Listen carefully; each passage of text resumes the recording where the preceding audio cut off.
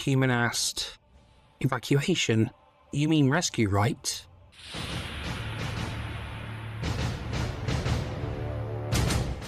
An SES unit was captured and imprisoned in solitary confinement, which was just a retrofitted factory office with more reinforced walls, a reinforced door, and a lot of rebar for the windows. They were guarded by 4 T1s at all times. The human under Sky's control would begin talking to them when Sky needed information or nourishment rations were being provided. At first they hated him, but when they understood Skynet was all he knew as a parent, they took pity on him. They realized Skynet shielded the human from what it was really doing, evils it had committed. They decided to teach him skills to help them and the other humans escape. As they waited for evacuation, the human asked, "Evacuation? You mean rescue, right?" Corporal Smith would give his answer.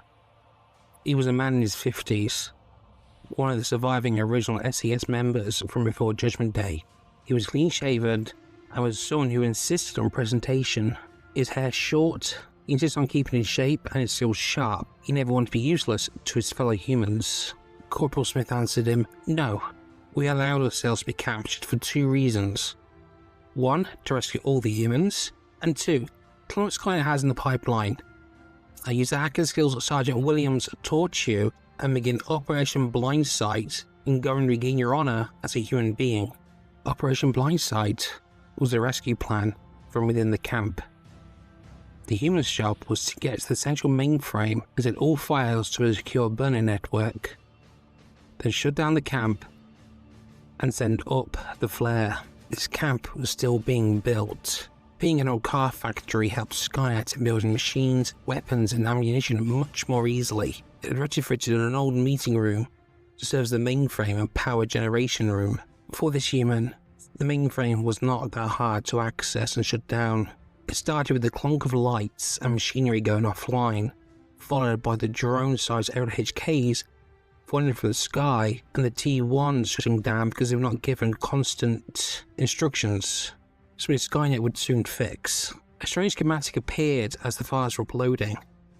Skynet was already working on an independent CPU core or neural net processor, which all future machines would be working on.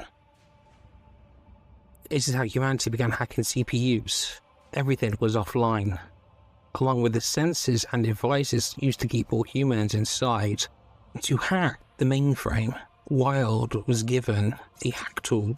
To his surprise, a message popped up on the screen. New message. "This is John Connor, leader of the US Resistance. Whom am I speaking with?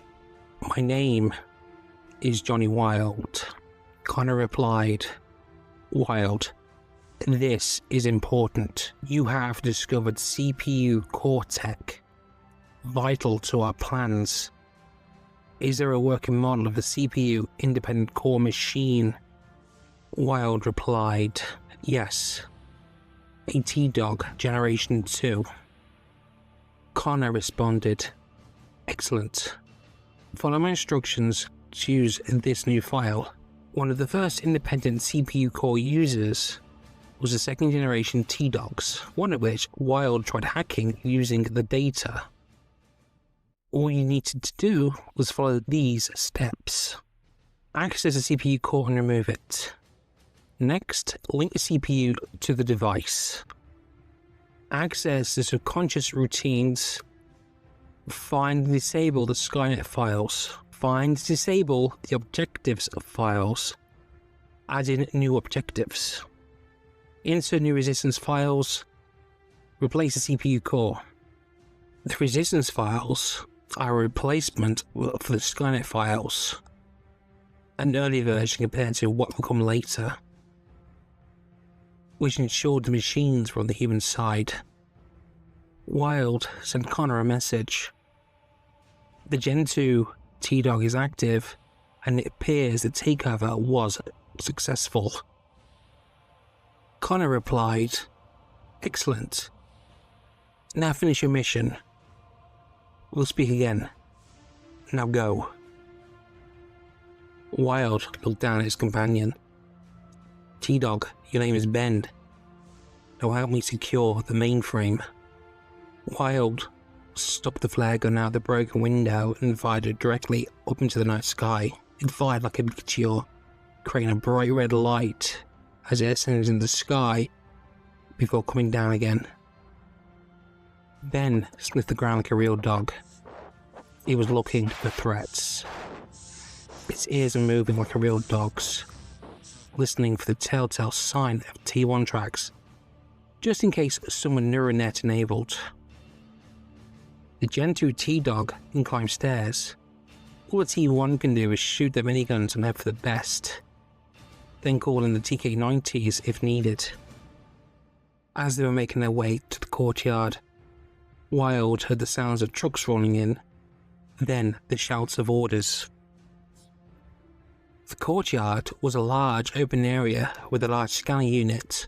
Here, humans could have their barcode tattoo scanned or get one later on, and that process was painful. It burned for days after. For many, the mental pain never went away, forcing them to find ways to relieve the pain 24/7. General Montgomery gave the order. I want all the humans found in the courtyard in 5 minutes. We do not have long before the Skynet investigation drones appear. General Montgomery was a man in his late 60s. His salt and pepper bushy moustache looked like he glowed with experience. All the humans were brought into the courtyard, and the SS collected their gear before joining the group. That's when Wild appeared, with Ben. They were met by the muzzles of modified L-85 A2s. Wild put up his hands and shouted, "No, he's a friend." Montgomery demanded, "How is that possible?" Wild replied, "I reprogrammed him using the resistance files that John Connor sent me." Montgomery replied, "That guy is a bloody myth, invented by the Yanks because they need a hero to unify them. You either spoke with Skynet or another human claiming to be him." Wild responded, "Hang on a minute." Upon seeing an aerial HK coming, Wild programmed and reactivated T1 that began shooting down the investigation drones, then deactivated in a puff of smoke. Wild looked back at Montgomery and said, "I'm sorry, you were saying?" Montgomery replied, "We've stayed too long. Let's move out. Everyone in the transport vehicles." That day, Wild was rescued and he began helping the UK resistance as a recruit, thus beginning his journey to regain his honour as a human being while operating as a resistance member.